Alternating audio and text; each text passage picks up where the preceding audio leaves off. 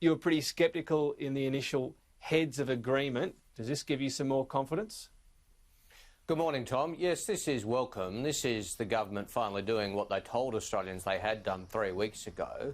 And it means Australia catches up with other countries. There's 18 other countries with 51 deals, advanced supply agreements in place, accounting for 6 billion doses. So other countries have been way ahead of the game. The United States signed its first such deal in mid-March, the United Kingdom in mid-May. It's now September and Australia's signing its first deal. Obviously, I welcome that, but the government can't pretend that they've been ahead of the pack or at the front of the queue or anything like that. That's far from the case. And of course, I agree with the government. While the AstraZeneca vaccine appears to be the most promising, or certainly one of the most promising vaccines under development, it is not guaranteed that it will proceed to the final stages. And so it would be prudent for the government to be pursuing other deals and other arrangements as well as they go. The United States has 6 of these deals in place, the United Kingdom 5, for example. Australia now has 1. Right. Well, what about Australia's position on this right now, though? I mean, you said they can't say before they were at the head of the queue. Right now, we're in as good a position as any for these particular vaccines. Are there any in particular in the UK, US, you think Australia should be trying to sign up to as well? Any vaccines you want to list? Look, I think appropriate risk management would say it's prudent for the government to be looking at other options. Now, there are other options. There's Johnson & Johnson out there, for example. There's others under development around the world, which may also come into play. It's not just one option. I mean, it could be that AstraZeneca Oxford works and then Johnson & Johnson, for example, works just a little while afterwards. And the more options we have, the better we're placed. We shouldn't put all our eggs in one basket. Again, I welcome this development today. It's basically the government doing today what they lied about 3 weeks ago when they said they had a deal when they didn't. Now they finally have one. I'm not going to be churlish. I welcome that. But it would be prudent to have other measures in place as well. We all hope University of Queensland works. We all hope AstraZeneca works. But we do know that vaccines have a 96% failure rate from beginning to end. That means the vast majority of those vaccines under development around the world will fail. But some will work, and we have to maximise our chances of having access to those who do. But would you like to see more than what's been signed? Obviously, you can't just sign up to anything, but if the government ends up signing up to 5 or 6 and all of them turn out to fail, you wouldn't be blaming the government as long as due diligence is done and it's on advice and so on. You think that the more the better in this circumstance? That's a fair summation, Tom. Nobody can look into the future and have a crystal ball as to which vaccine is going to work. Certainly, to be clear, if the AstraZeneca vaccine doesn't end up working, I won't be complaining that the government signed the deal. It's appropriate that they sign the deal to ensure Australians have the best chance to the vaccines with the best success rate or the best option of succeeding. Now, AstraZeneca is one of those. There's no doubt about that. AstraZeneca Oxford is one of those. University of Queensland is one of those. There are others, though, that are also well advanced, and it would be prudent for the government to be pursuing those options as well. And certainly, as you said, if one of them, if they don't work out, that would not be something that the government would be criticised for. On the contrary, they are appropriate measures to put in place as part of prudent risk management at this point. Any vaccine you would name as one that should be pursued? Well, I've already mentioned the Johnson & Johnson. Well, I've already mentioned the Johnson & Johnson vaccine as being one which has some potential.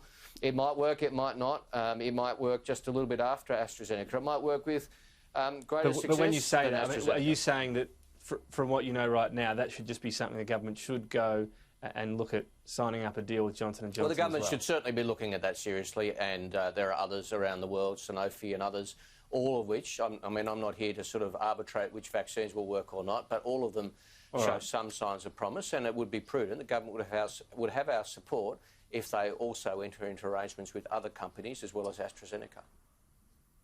Victorians have learned they're still in curfew and still will be until late October. At the same time, schools mostly shut, hospitality all shut. The parameter here for lifting those particular restrictions, fewer than 5 cases a day over a 14-day average. That's a very high bar, isn't it? Well, let me make a couple of points, Tom. Certainly, on the one hand, I can certainly understand Victorians wanting to get out and return to a more normal lifestyle. I think every Australian looks at our friends, our cousins, our brothers and sisters in Victoria, and they are first and foremost in our thoughts.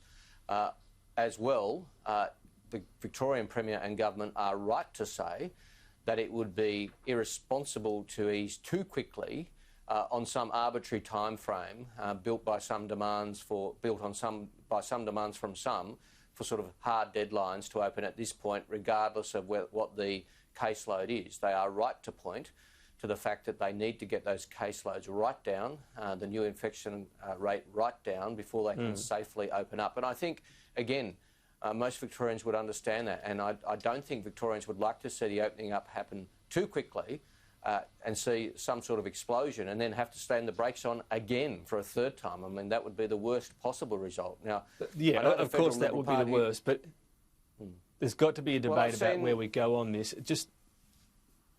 Well, I've seen the Federal Liberal Party, line up to put the boot into Daniel Andrews this morning as a distraction from their own failings. That's very unfortunate.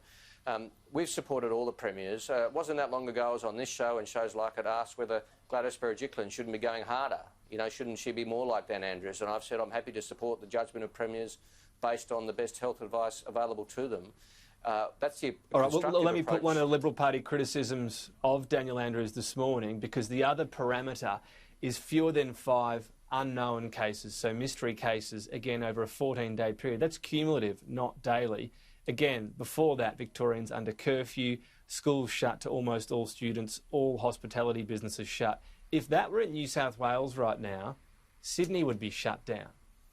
Well, premiers will reach their own judgments based on the best health advice. And yes, I've seen federal Liberal backbench MPs appoint themselves the Shadow Chief Health Officer of Victoria this morning. Well, they can wax lyrical all they like.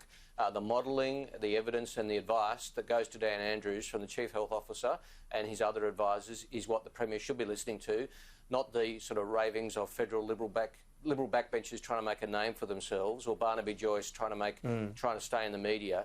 I mean, the federal Liberal government has made a habit of attacking state Labor governments when they need a diversion, whether it's backing Clive Palmer's outrageous court case against Mark McGowan, actually intervening in the case to support Clive Palmer against Mark McGowan, or whether it is saying that Anastasia Palaszczuk should have opened her borders to Victoria much earlier. Well, she was right and they were wrong.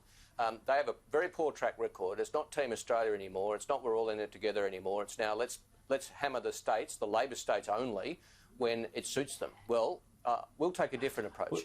Let me make it very clear. I'm happy to come on your show and I'm happy to support the decisions by Peter Gutwind and Stephen Marshall to keep their borders shut. I'm happy to support the decisions by Anastasia Palaszczuk for her border restrictions. I'm happy to support the decisions of Gladys Berejiklian. And I'm happy to support the decisions, yes, of Dan Andrews, because premiers are making tough decisions based on all the best advice available to them.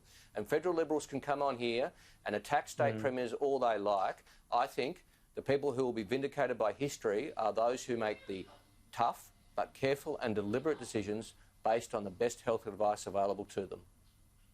Are you saying no matter what decisions are from the premiers, as long as they come out and say, this is based on health advice, here's our decision, whether it be restrictions, borders, you will back it regardless? Well, it's not my role to second-guess the decisions taken by premiers, regardless of what party they're from. That's right, and others can do that if they want. As the alternative Health Minister of Australia, I think it's my job to support decision-makers who are making tough decisions. We supported the federal government when they closed our international borders, for example, which was a controversial decision at the time. We've supported tough decisions. We've made suggestions about early in the crisis, earlier decisions to lockdown, which is also what Gladys Berejiklian and Dan Andrews pursued and won the day with our support. And they were right then when Scott Morrison was talking about going to the football. Dan Andrews and Gladys Berejiklian were making the right calls.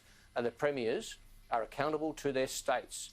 They're not accountable to me. They're not accountable to federal Liberal backbenchers. They're not accountable to other premiers. They're accountable to their states for the decisions that they make. They're also accountable, I guess, in the short term. We don't have an election in Victoria for a long time. Let me ask you this. You say you back the premiers based on health advice. Do we need to see the health advice? Because health advice isn't just put these restrictions in place. It gives modelling. There are risk appetites and so on. Don't we need to know what's being fed in here in full detail so everyone can make up their mind on this well before an election where premiers, that's the only time they're actually held accountable? Well, the more advice that can be made public, the better, and that's been something we've been pursuing at the federal level through the COVID committee. We think there's been a lack of transparency at the federal level. Ultimately, the more what about the state evidence, level? the more Well, the more evidence, the more information that leaders can put out there, the better. I don't disagree with that. Are we getting enough out of Victoria right now, for example? This is a huge decision right now, massive impact. Wouldn't it be better to see more of the health advice?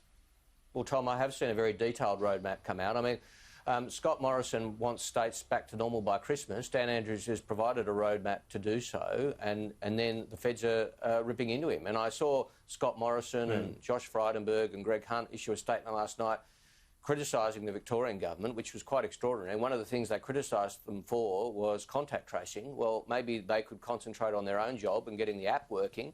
The app's been a dismal failure. So if we're going to start shifting blame around, the federal Liberals can't have it all their own way. It would be better. But just on contact tracing, the Victorian government has turned down an offer of Commonwealth assistance for contact tracing. Why would they do that? Well, the offer of Commonwealth assistance primarily came through the app, which hasn't been working. Now, again, I don't know the full details of their but this is to do with specific contact tracing. We're not talking about the app. I understand criticism of the app, and we've heard that before, but why? Well, it's valid criticism, and it's important criticism. It's valid and important criticism, Tom. We were told it was the key to getting out from under the doona. It's found a very small number of contacts, and I'm just calling that as it is. I mean, in New South Wales, they use the but that means the more of the manual contact tracing. Yeah. The better. Yeah, that's right. So there's been more pressure put on the manual. Be good in Victoria? Well, Tom, the Commonwealth has made that offer of assistance. I understand. I understand the Victorians say that would not add considerable value at this point. Again, if the Premier wants to explain that in more detail, he can. I'm not here to second-guess decisions made by premiers one way or another. All right.